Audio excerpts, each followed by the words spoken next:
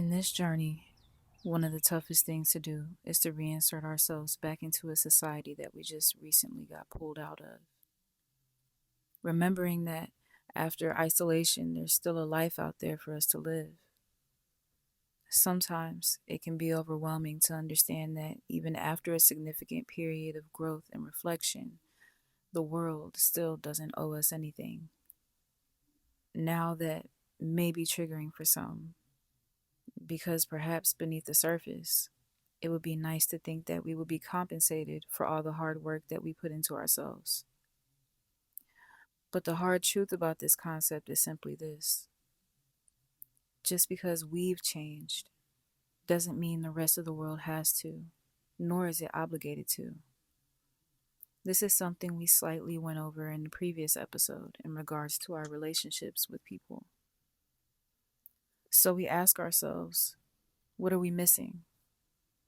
How can we cultivate light after a period of darkness? My suggestion is to remember the core principle, the bottom line as to why we even get thrown onto this path of self-discovery.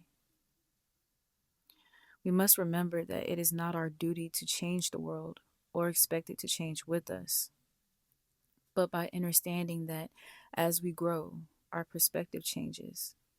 And as our perspective changes, our interactions with the world changes. The bottom line, our experience in this realm matters greatly on how we perceive ourselves. So if you're feeling stagnant, if you're feeling lost, trying to find your way back to the light, do your best to shift your focus not on the light outside of you, but the one that burns inside of you. Remembering that we ourselves bring daylight to our own reality. This alone can help us bring forth balance to our inner and outer worldly experiences. And if we are ever faced with a challenging situation that may ultimately threaten this balance, it's important to take a second and ask ourselves this: how can my reaction to this situation in the present pave the way for how I interact with the rest of the world every moment thereafter?